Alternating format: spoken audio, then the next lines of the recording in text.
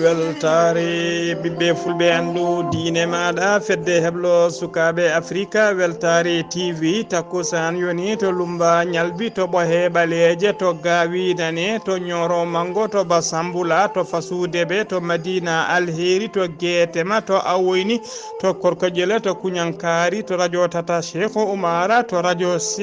siko fm ko on takkusan juula ha e nder galle shérifa bouye haydara ɓuɗɗo lollude shérifa de ñoro ko on takkusan kadi juula ha to galle samba so to ma 18 montagne ko on takkusan kadi juula ha to galle ceerno abdourahmani dia to pk 8 naccode ko taari ɗum kala ene jeeya e gardidi kabaruji men to leydi mauritanie mohamed cheikh la ghazouani hoorejo leydi ndi o ƴetti lana makko ndiwa ka tawtoroyede batu witengu cop 27 waɗongu to sarmel cheikh to leydi égypte taw koko fati e changement climatique to leydi sénégal Macky Sall hoorejo gendi ndi holliri tigui nani boji ɓen rokkoɓe dépense uji e yahoɓe duggoyde kala ko fati cattugol nguura e oɗo saaha joni o rokki yamirore noon nde cogguji gueɗe ñamateɗe ɓurɗe sohlede kala nde cogguji mumen ustate ko noon kadi ko fati luwasa ha ko fati bindidgol e sukaɓe janggoɓe école aji kala to leydi Mali fodde 50 étudiant keeɓi bourse mumen taw ko hebnoɓe ko diplôme aji BTS keeɓi bourse mumen heeɓoy waɗede formation moƴƴo taw ko formation professionnel to leydi Maroc to leydi Côte d'Ivoire ko aleta hande o uddi feetoji biteɗi Abissa banɗoɗi to Grand Bassama yesso roi mabɓe taw ko leñol witegol enzyme to leydi Ghana seppoji gulɗi jawwa mbaɗi nder leydi he hollide tigui mette mumen ko fate cattugol nguura e oɗo saaha joni e nder leydi he to leydi Kenya toon ko dognoɓe laaɗe diwoje woni pilotaji kañumen kofi juuɗe e oɗo saaha joni dendagal laaɗe diwoje compagnie ji kewɗi nana kuma e nder boowe laaɗe to leydi Tanzanie toon ko avion jolluno ko 54 neɗɗo yani e dedal ndiyam nokku biteɗo Laga Victoria to leydi Nigéria no gasi go suka biftonoɓe e nder ferme goto e yontere ɓennude kamɓe kala police o holliriɓe goppitama ha laaɓi habaruji men joolam jaɓirima jaaha to leydi Syrie to leydi Ukraine ha to dowlaci tedduɗi Amérique bisimilla moni ketki hotondirte joni joni prem pacciren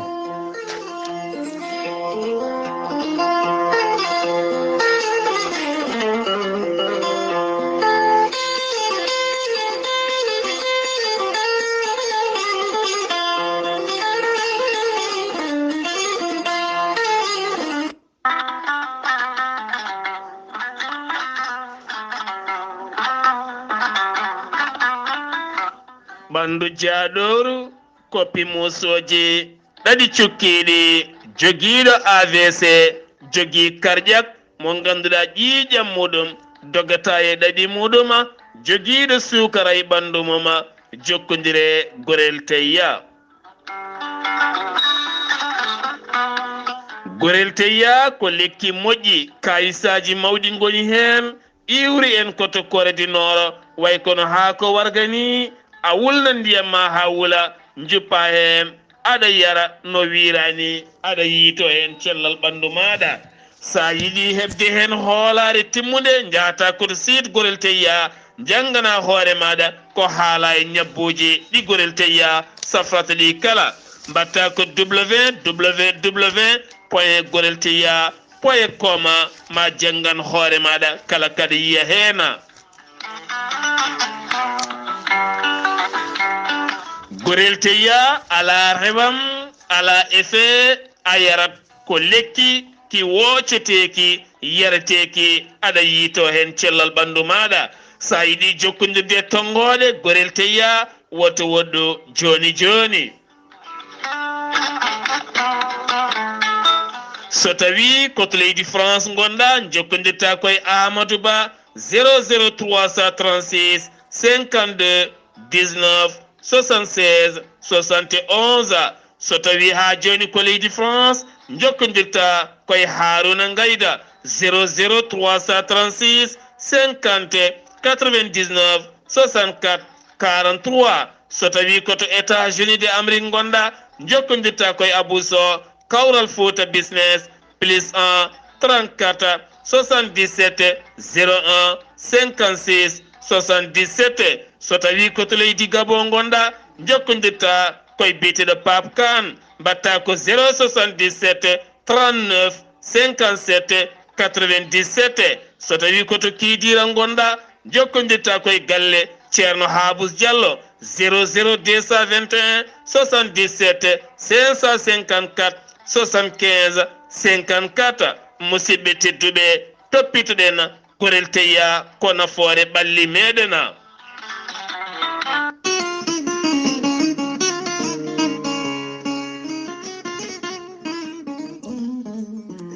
ceerno Djiby Sy ko wittiyanke leɗɗe ko safriyanke safruji fina tawa.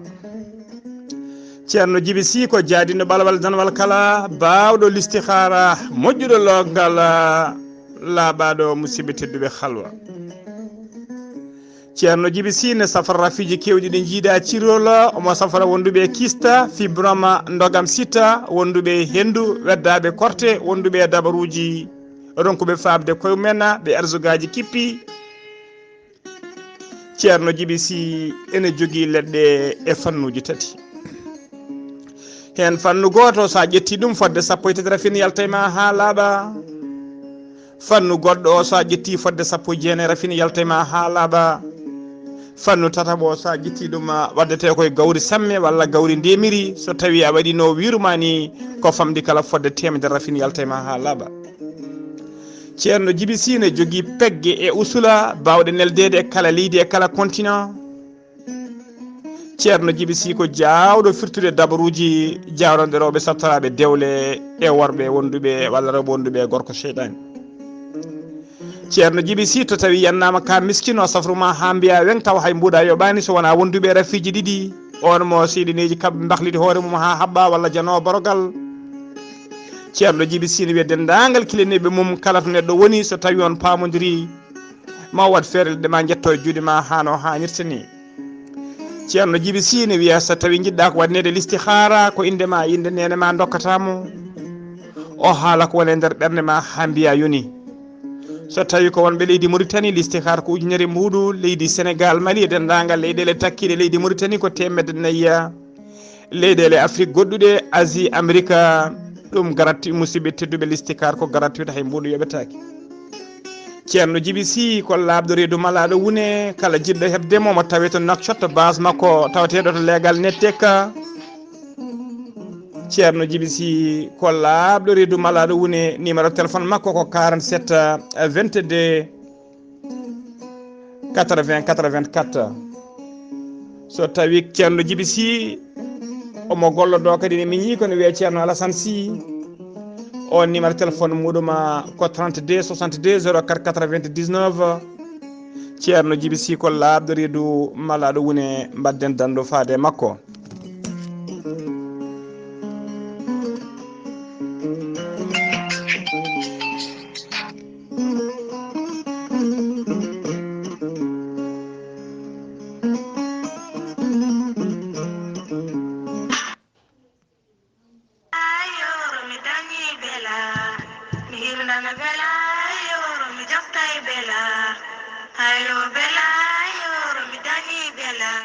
docteur Djiby Sy wittiyanke safriyanke mo jomiraɗo rokki sellinde o saaha mo gonɗena. docteur Djiby Sy en andina dendagal bandiraɓe kala oɗo ñalawma hande omo tawe to wuuro teddugo woni Madina Gounass ɗo wiyete galle Guirias ceerno Hammad kala garɗon ma tawɗon docteur Djiby Sy wittiyanke safriyanke mo jomiraɗo rokki sellinde o saaha mo gonɗena. docteur Djiby Sy en andina dendagal bandiraɓe kala taweteɓe to Mauritanie ha tenti to lamorgo leydi Mauritanie woni Nouakchott musidɗo makko biteɗo Makka Bana ene tawe ɗon kala ko cohluɗa e safara sa yettiɓɗo ma heɓa ko nonne kadi base makko taweteɗo to Kidira so tawi a ari ha ɗon so tawi a ari ha ɗon ma tawɗon sohna Aminata Sow kala ko cohluɗa ma heɓen ha timma. siftinde ono docteur Djiby Sy ko safriyanke ngana ko wayno ñabbuji cuuɗotoɗe nder ɓalli fibron kiis nem hémorroïde gonɗo nder e jalto bowal kala sotpis diabète tension hernie estomac ɗojjo duumigo keeceji musoje koyɗe musoje koye musoje jaaɗo ha haqqille mum wirni foti ko huɗo bonko ko walla ko seyɗane donc ɗo ɓesnude ko noonne kadi musidɓe tedduɓe docteur Djibiso ene uddita on uddiɗo walla gonduɗo e dabare kala. sa yiɗi hebde docteur Djibiso safriyenke ngana taweteɗo hande to wuuro teddugo Madina Gounass to wiyete galle grillage ceerno Hammad mbatta ko 00221 77 244 92 81 walla mbaɗa 78 353 28 92 walla so tawi ko Mauritanie 00222 34 83 26 89 walla mbaɗa 31 27 79 57 so tawi ko numéro makko WhatsApp beele mbawa hebdemo ko tonggode leydi Mali 00223 70 85 72 47 musidɓe tedduɓe docteur Djibiso e jeese moɗona.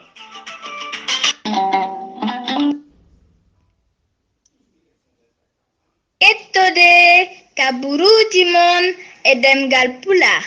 Afrique, Asie, Europe, Amérique, Moyen-Orient, Océanie. Jam hire mon musidɓe tedduɓe heɗen gone dewo jeegom lewru novembre hitande ujunnaji ɗiɗi e nogas ɗiɗi habaruji mon ɗemgal pulaar e sawta he ko musidɗo mon silmon Ghalii Abuu Bah to karallagal ha mbawon yiden to banggue nate ɓosoje ko musidɗo mon silmen Saydou Abou Bah ha kabaruji men e ɗemgal pulaar koto leydi Mauritanie puɗɗorɗen aset hanki o joya lewru novembre hitande ujunnaji ɗiɗi e nogas ɗiɗi hono chef d'état major général mo armée leydi Mauritanie hono général de division Mokhtar Bella Chabana o waɗi réceptionné to siège collège de défense des 5 Sahel mo nakcota équipement taw ko mo émirats arabes unis walliti leydi Mauritanie installation ngaji ɗi o waɗi réceptionné ɗi noon ko complexe résidentiel woni tigui hoɗorde tawa ene tawe mayre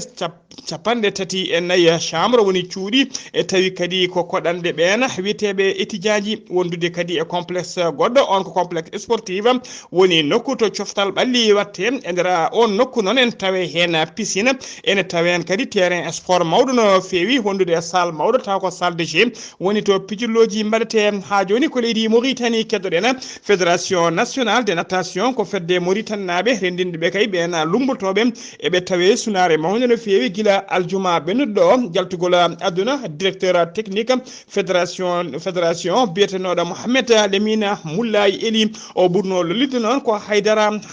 yalti aduna ko gila aljuma nayya lewru novembre to leydi Turquie ko tono nawanor e mbadi évacuation to banggue safaruji ko tono hawre ladiala haydara noon ko jiɗaɗo korsinaɗo jiɗanoɗo no fewi korsinanoɗo gandiraɗo nunɗala e peewal jiɗaɗo tigui nder fédération catalagal noon bitegal CNOSAM woni fédération nationale de natation de leydi Mauritanie ɓe mbaɗimo hommage mawɗo no fewi e ɗemgal hoorejo fedde nde hono biteɗo Abdourahmane Othmane ɓe mbaɗimo hommage mawɗo no fewi kabaruji men ɗemgal pulaar to leydi Mauritanie ha joni ba Mamadou Abdoulaye ɓurɗo lollirde Blé Ba kañum woni président de l'autorité zone France mo Nouadhibou o yehino to Abidjan lamorgo leydi Côte d'Ivoire nawnomo toon ko tawtoriyede batu ngu ɓe mbiyata so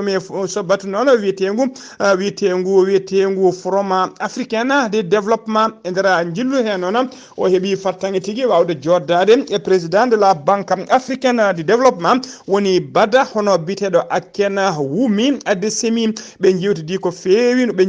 heewi no fewi beele kayya Bada ene watta hakkille mum no fewi watta gollodade e zone France mo Nouadhibou fodde nogas joyi leydi mbawi tigui tawtorede oɗon forum o noon wanno ko ɗiɗi ha nayya lewru novembre ndu gonɗen ɗum ha joni ko leydi Mauritanie keddoɗen hono mbiruɗen gardidi kabaruji men Mohamed Cheikh Le Ghazouani kañum woni mo Allah ardini leydi ndi o ƴetti laana makko ndi o kam o yaɓini to wuuro witengo Sharm El Cheikh ene tawe nder leydi Égypte nayimo to noon ko tawtoriyede batu witengo COP 27 noon ko batu wattongu laabi nogas jeeɗi ɓiyonolo ko fati kayem ko fati batu wattongu laabi nogas e jeeɗiɗi taw koy koko fati e changement climatique fodde capantati e joya ujunere neɗɗo ma mbaw tawtorede oɗon some ha joni kabaruji men ɗemgal pulaar seno mima to leydi Mauritanie ko to leydi Maroc paadena police mo leydi Maroc ɓe kolliri tigi wonde ɓe teɓima aljuma ɓennuɗo million ngaji ɗiɗi foɗɗere tawi ko poɗɗe ɗaynoje ɗena podde noon yimɓe hewɓe yiɗɓe drogade ko ɗen kewi ƴettude beele nen drogue o hano hannitni ɗena podde noon ɓe teeɓi ɗum koto kaggulade woni port montagne podde ɗe noon kode hinde pelila de kapta gonam ɗe ummiri noon koto leydi Libi ɓe kolliri noon ɗe paano tigui koye gotiri e leyɗele tawteɗe nder Afrique du l'Ouest enquête jaƴƴo noon nana uddita hen kabruji men ɗemngal pulaar seno mima to leydi Maroc to leydi Sénégal paadena Macky Sall horejo gendi Sénégal on nani boji ɓena miskineɓe kala saaha ko noon kadi on nani goytali rokkoɓe dépense uji e dugguyoɓe kala e nder leydi Sénégal saabu kay tiidgol e cattugol guura e oɗo saaha joni ko ɗum saabi noon o rokki yamirore nde cogguji kay taw ha tengti noon e gueɗe ñamateɗe ɓurɗe hatujinede nde cogguji ɗi ustete o taaƴi kadi cogguji ɗi kanko e hoore makko so tawi ko maaro ko hinderi brisé 100% tawi ko maaro he ko ummorade to leydi Inde on noon kon maaro kilo jarannoɗo 350 francs woni capanɗe jeeɗiɗi wattama 325 francs aussi hen buuɗi joyyi so tawi noon ko litre nebam mo mbiyata l'huile de palme jarannoɗo 1200 woni ujunere woni temedde ɗiɗi e capanɗe nayyi o watti ɗum watti ɗum ujunere e temedde woni jarannoɗo 1200 o watti ɗum 1100 francs on paami tigui aussi hen 100 francs kilo sukara jarannoɗo temedere nogas woni 600 francs e oɗo saaha joni wattama 575 buuɗi joyyi ustama hen so tawi ko kilo basalle local woni basalle demeteɗe nder leydi Sénégal kilo jarannoɗo 500 woni temedere oɗo saaha joni wattama capanɗe jeetati woni 400 francs on paami tigui buuɗi temedere on paami tigui buuɗi nogas ustama hen so tawi kadi ko kilo basalle tawi ko kilo basalle importé woni ummotonoɗo caggal leydi kilo jarannoɗo 700 francs e oɗo saaha joni wattama 500 francs usti hen 200 francs woni capanɗe nayyi so tawi ko kilo pomme de terre local pomme de terre demoteɗe nder leydi he jarannoɗo 600 francs o watti oɗo saaha joni 400 francs capanɗe nayyi ustama hen kilo tewa naggue jarannoɗo 4000 francs woni tigui jarannoɗo 4000 francs wattama 3600 francs so tawi ko kilo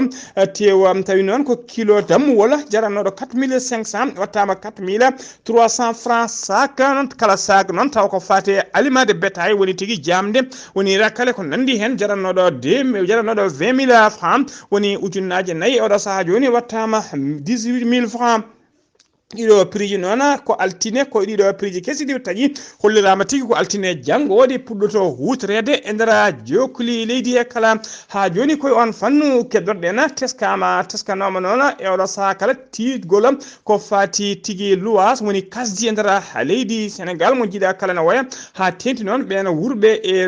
e luwas e nder Dakar ko ɗum saabi noon kanko horejo leydi ni gam kay yidnande bojji mabɓe yidde fabade miskineɓe Macky Sall horejo leydi mo Allah ardini leydi ndi o rokki yamirore ustugol ko fati e kasdi ndi woni ɗiɗon luwasuji conseil national spécial joɗima asata hanki o joya lewru octobre joyi lewru novembre gonɗen ndu e nder jonde he noon Macky Sall holliri tigui wonde prix ɗi ne cetti no fewi nde ɗi ustete kala loyer noon so tawi kay ko fati e luwas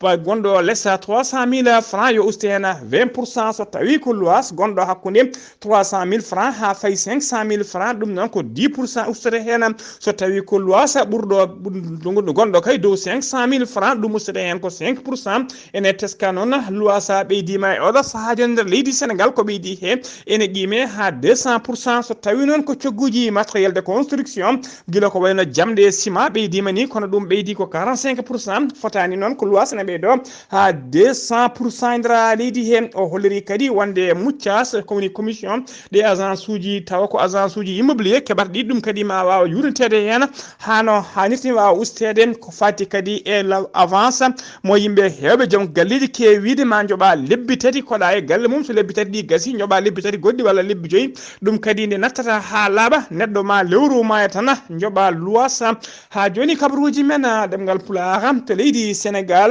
COLIDEP ko COLIDEP ko collectif pour la libération des détenus politiques ko feddere ndinde sagataɓe haɓade kay ngam goppitgol ɓe nangaɓe ne coka taw ko cokira ko banggue dawrugol woni prisonnier ji politique kamɓe noon ɓe jiiɗino wadde seppo mabɓe aseta hanki o gona seppo noon hono préfet mo Dakar koko salino rokkudeɓe yamirore woni autorisation kamɓe noon ɓe kollirin tigui hebdeɓe yamirore wasdeɓe hebde kala koɓe waɗoɓe gon seppoto place de la nation e ndera Dakar lamorgo leydi ndi e ndera seppo he noon ɓe jippinoma hen ɓe mbaddi garmi gara e policier ji sappo e jeeɗiɗo e ɓen mawɓe tabbinoɓe goɗon seppo mbiyama tepa ha joni ko leydi Sénégal keddoɗen Macky Sall hoorejo gendi Sénégal ƴetti lana mum ndi waka o yaɓani Sharm el Cheikh tawen alata hande o subaka Sharm el Cheikh noon en tawi ndera leydi Égypte nawimo to noon ko tawtorede batu wattu nogas jeeɗiɗi lawol ko fate changement climatique on tawi kadi ko conférence des Nations Unies mo mbiyata COP 27 duusimo ha to bowal laade diwojo jole lana makko hawo jole lana makko hoore jagode makko biteɗo Amadou Ba wondude autorité ji civile et militaire kewɗi no feewi ko ñande jeetati lewru novembre gonɗen ndu o tijja tigui gartal makko e ndera Dakar lamorgo leydi ndi ha joni ko leydi Sénégal keddoɗen jeen ha to Thiès Idrissa Seck kañum woni mawɗo landa wiite ko rewni o joddima aseta hanki o joya lewru octobre jeyi lewru novembre to Thiès o wawi joddade kay e coordination yimɓe hewɓe guilay coordination départemental ha pelle biteɗe mouvement de femmes woni pelle rewɓe e pelle sukaɓe kala e pelle cadre uji wondude ɓene wiyeteɓe des enseignants woni jangguinoɓe ha les anciens cadre kala o wawi jeeyaɓe landa ka o wawi jewdade mumen ɓe jewtidi ko feewi noon taw ɓe jewti tigui koko fati e gonka dawrugol ha landa ka habaruji men ɗemngal pulaar so leydi Sénégal ha joni jehen ha to Ziguinchor jabɓuɗen musidɗo men Amadou Isaka Kebe assalamu aleykum wa rahmatullah wa rahmatullahi ta'ala wa barakatuhu Ghalii Abuu Bah salmitama e dennangal hettotoɓe Weltare TV kabaruji garanɗen ɗo e nder Ziguinchor ina wayno service dixiéme ummima pumpude ngoɗo wuro angal ɓuuɗi ina keewi yantude e kowoje ɗum noon ɓe kolliti kala leegal ngal ɓe jogori arde maɓe mbaɗɓe ɓe tintinaɓe ɓe mbawa hippude ñamateje maɓɓe ɓe mbawa diccude ko jamma tan noon ina fompete ɗum noon ɓe kalani wuro ngo e dennangal alhaaliji sono mima ɗo jehen to e département Bunkiling nokku biyeteɗo Kabaju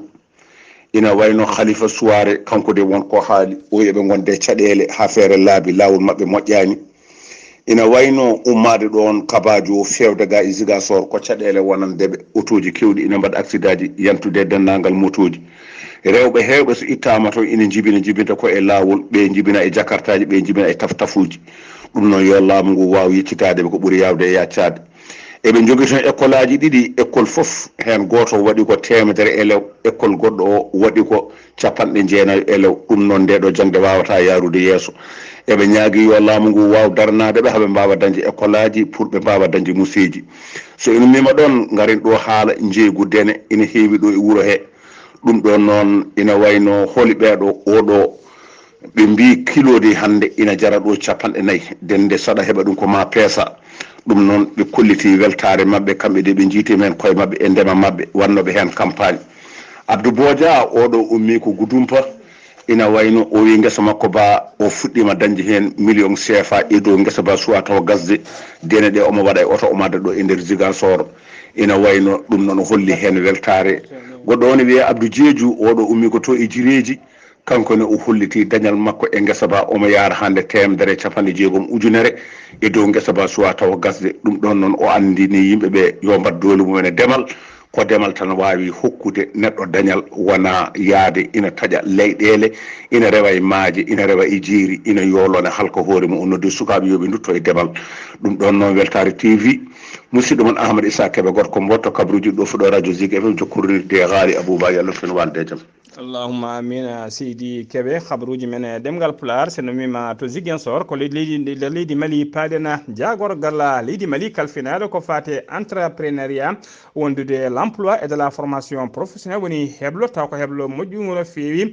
mo leydi Mali hono biteɗo Bakary Doumbia o heɓani étudiant ji taw ko étudiant ji malinaɓe hebnoɓe diplôme aji mumen taw ko diplôme BTS ɓe keɓanama bourse ji noon ɗin noon bourse ji ko heblo yeede ɓe jokkoyde jangde mumen to to leydi Maroc ko capanɗe joyo sagata tawa hen capantato ɗiɗo ko worɓe sappo e jeetato heddiɓe ko rewɓe ko ɓen tigui woni heɓɓe boursuji kamɓe kala noon ɓeɗon capanɗe joyo kala ɓe ummima leydi Mali ɓe jaɓani Maroc guila nogas jeetati lewru octobre maydu ɗum ene tawa ɓe tawe to leydi Maroc e nder centre uji ɗiɗon centre uji noon toɓe keblete ɓe mbaɗino noon ko adi noon koɓe jaaha ko adi koɓe jaaha noon ɓe mbaɗannoma cérémonie taw ko cérémonie baynodiral ɗum wonno ko ñande nogas jeeyi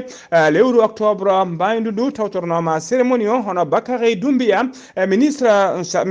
en charge des partenariats de l'emploi de la formation professionnelle toppitiɗo kay haɓe mbawi hebde ɗum bourse uji wondude tigui e tawtorede ambassadeur joɗaniɗo leydi Maroc e nder leydi Mali hono biyeteɗo Drissa Issa Bayana wondude e jinnaɓe ɓen sukaɓe heɓɓe bourse ji ɗe kamɓe kala noon ɓe kolliti hen weltare mabɓe mawde no fewi ɗiɗon bourse ji noon kamɓe yaaɓe Maroc ɓe hollirama tigui heblo mabɓe waɗate tigui koye doggue ɗiɗi rogere arwenide noon ko heble ko fati théorie woni tigui andine to banggue binde rogere ɗiɗi ɓeere nde noon ɓe mbawa saɗi gon heblo rogere arwenide mbaɗa ɗum koto raɓa rogere ɗiɗi ɓeere nde noon ɓe mbawi feccede e nder centre uji kewɗi taw koto banggue pratique ha joni kabaruji men ɗemngal pulaar to leydi Mali Modibo Souleymane Diarra o jibina ko nogas e lewru février hitande ujunere temedde jeenayyi capanɗe jeenayyi e jeeɗiɗi to Bobo Dioula so nder leydi Burkina Faso wondude e Mamadou Diallo ɓurno lollude noon ko 6-1 on jibina ko 1994 to Bamako kamɓe ɗiɗo kala noon ɓe darima yeeso ñawoɓe guila nogas e jeeɗiɗi lewru octobre ndu maydu ɗo hennene ndu ɓe ñawira noon ko toppirde andirede kay dartorade kala saaha wadde jangguji mumen taw ko guykaji armé woni wadde jangguji ne jogui petelaji e labɓe e wadde viola rewɓe e warde yimɓe e tampinde torlido e yimɓe ko ɗum woni koɓe ñawira dendagal ko tuma e mabɓe ko kala tawama e mabɓe juge o noon woni ñawowo tajiniɓe tigui peine de mort woni sokede kaddi gurdam mumen hande maaye kaso kala kabaruji men ɗemgal pulaar sennumima to leydi Mali ko to leydi Ghana paadena aseta hanki o gananaɓe hewɓe jippima e booli e nder lamorgo leydi ndi hollirde wadde seppu mumen e nder Accra hollirde tigui metti mumen ko fati e tidgol guura e oɗo saaha joni nder leydi he ɓe namdima e nder seppo ngo noon ɓe kolliri tigui wonde cogguji ɓeydima kene qime ha 37% ala ko ɓe namdi noon e oɗo saaha so wona kay hono biteɗo Nana Akufo Addo horejo leydi ɗi wondude e jagarugal mum kalfinade ko fati e finance hono biteɗo Ken Ofori nde mbawa tigui wadde démissionné walla mbaɗe destitué itte ha laaɓa e laamu ɓaade kay nonki wawde artade leydi ndi koto leydi Tunisie paadena ene teska e nder leydi Tunisie kewgol rewɓe warede kala saaha taw warata ɗumen ko joom galleji mumen woni ko wiyete féminicide ɗum noon ko sakkiti warede noon ko debbo goto jangguinannoɗo école aji o wara ko joom galle makko yoɓino fittanu makko taw kadi duppunomo mo wuuri woni brûlé vif ko hen o yalti aduna ɗum noon ko caggal kayde ɓe mbaɗi procédure divorce ɓe ceeri haɓe gayni kayitaji ceergal waɗa ha gasi ko ɗon gorko o duppimo ko heno wasi fittanu makko ona debbo noon jeeya koto wuuro witego keefa ene tawe to banggue rewɓaɗo hirnangue leydi ndi guila teskama noon guila 2017 noon laamu ngu sifino kuulal ko fate ɓeena worɓe torloɓe rewɓe walla waroɓe rewɓe mumen kono noon ene wayno tan guila ngal kuulal sifa koye nder tribunal uji woni saabu hewɓe mbari rewɓe mumen kono noon jaaha haajuji mumen haydara ala ko laamu ngu fawe mumen debbo o noon omo wiye kanko debbo baraɗo o wiyatno ko waffa seyba ko yumama sukaɓe ɗiɗo gorko duppuɗomo o noon duppimo guila ñande nogas jeenayyi lewru octobre maydu ɗo guila nden noon ko seppoji kala saaha ene mbaɗe nder leydi he ha tengti noon e nder wuuro mabɓe witego Keta ko kanko watti debbo tataɓa kadi baraɗo e nder ngoɗon wuuro koto leydi Kenya paɗena pilotaji taw ko dongnoɓe avion ngaji laaɗe diwoje taw ko laaɗe diwoje Kenya Airlines ko compagnie laamu ɗena ɗi noon hollirama tigui ɓen dongnoɓe ɗena laaɗe koɓe natanɓe tikkere hofgo juuɗe kamɓe kala ɓe nder galleji mabɓe ɗena laaɗe noon e oɗo saaha kala nana kumi e boowe laaɗe diwoje koto leydi Tanzanie paɗena to noon ko lana diwoka taw ko Tanzanie Airlines kañum tigui yani e nder deedal manggal wiyete ko Lakka Victoria e ka jolluno noon Lakka Victoria sara aéroport to ko sara aéroport to ko biteɗo précision Air 5 ko noon compagnie o wiyete e ko jolluno 53 neɗɗo hen 49 ko passager ji heddiɓe ɓe ko membre équipage jiilaw noon nana waɗe beele kayim goskiji mabɓe ne mbawa yitede koto leydi Côte d'Ivoire paɗen ko aleda hande jeegoma lewru novembre uddi ha laaɓi ngoɗo feeto witego abisa wonnongo kay waɗannongo ene taw kadi ko waɗannongo guila kay kene wona jonte ɗiɗi joni to Grand Bassam goɗɗo feeto noona namdina goɗɗo feeto noon mawninama ene mawnine kala hitande taw ko leñol witeɓe enzima kañumen kewi wadde ngoɗon feeto haaldude probléme aji men reglodirde hen probléme aji men guila to banggue social ha to banggue dawrugol kala e nder feeto he noon moni kala ne jogui roi wawde haalde e roi o woni tigui jogui konngol jogui ndimago wawde haalde e roi he so tawi moƴƴini walla so moƴƴinani golle mum teskama noon ko buubaji e sabarlaji kala mbaɗanno tigui to leegal bitegal leegal France ha tengtito noon to leegal France ko toon tawete paale roi o taw ko roi mo zima ko toon tawete koto leydi Nigéria paade en to rewɓaji o hirnangue leydi Nigéria fodde no gasi go sukaɓe tokos ɓe biftanoma e nder ferme goto yontere ɓennude teskama noon kamɓe kala ɓe goppitama ha laaɓi oɗo saaha joni hono no holliri police leydi ndi habaruji men jolam jaɓeli koto leydi Syrie paadena subaka aleta hande o teskama rokketaji kewɗi aynama e nder base taw ko base doga molto yen woni camp réfugié tawateɗo e nder sara Idlib e région biteɗo Khafra Jales waɗi noon mayɓe jeegoma tawi hen ndiɗo ko sukaɓe tokosɓe koto leydi Ukraine paadena laamu leydi Ukraine holliri tigui laamu leydi Russie holliri tigui wonde aleta hande o dadiɓe leydi Ukraine aynima missilaji mumen e to barrage biteɗo hak wofa noon ko barrage mo leydi Ukraine kono oɗo saaha kala woni koye juuɗe koninkoɓe ɓe leydi Russie kono no barrage noon wamma ha tigui koye fleuve mawɗo no fewi fleuve biteɗo NDPR so tawi noon on barrage fuusi ko bomare mawde wonande oɗon banggue site woni banggue worgo leydi ndi kala saabu ko barrage kewɗo ndiyam no fewi so ɗum fuusi no way so wayi sabade yolayru koto dowlaji denduɗi Amérique ɓoyata subgoji mi manda woni baɗoji hakkude manda woni duuɓi kala duuɓi ɗiɗi mbaɗe e nder leydi he ɗina subgoji noon e oɗo saaha koye ruma jarriba wona teskama noon Barack Obama mennoɗo wonde hoorejo leydi ndi wondude Donald Trump kañumne ko gonnoɗo hoorejo leydi ndi kamɓe kala e oɗo saaha joni ɓe tawi tigui e nder état mo Pennsylvanie ɓe gaari noon ko wadde ruma jarriba mone mabɓe kala ne ari gembude e wawde fabade yidde wallude ko ɗe ɗon taw ko yimɓe biriji mumen landaji mumen Pennsylvanie noon ko état clé wonande kay kewɗo fayida no fewi ko fate contrôle sénat mo leydi ndi Barack Obama noon ɗofti ko Joe Biden hoorejo leydi ndi ɓe gaari noon to nokku biteɗo Philadelphie addiɓe toon noon mbiɗen ko addude ballal mabɓe fate ɓen taw ko candidat ji ɓiyana démocrate Donald Trump noon kañum suuɓi ko nokku biteɗo Latrobe sara nokku biteɗo Phillipsburg ɗum noon addimo toon kankone ko wallude ɓeɗon witeɗe républicain kanko Donald Trump noon o ari koye laana makko ndiwa ka personnel laana makko keeri ka ene winda bindi ɓutti Trump o ari noon laana ka reegui ha sarata yimɓe makko ɗon tigui ka wawi darade o jippi tigui salmodirde yimɓe makko musidɓe tedduɓe gasi ha laaɓi ceer ko ɗum ɗo wonno ko tonguɗen habaruji men e ɗemgal pulaar e sawto he ko musidɗo moon sehil moon Ghalii Abuu Bah to karallagal ko Saydou Abou Bah to Ziguinchor ko Amadou Saga Kébé kettimalaki jaam yo jaam Allah jogom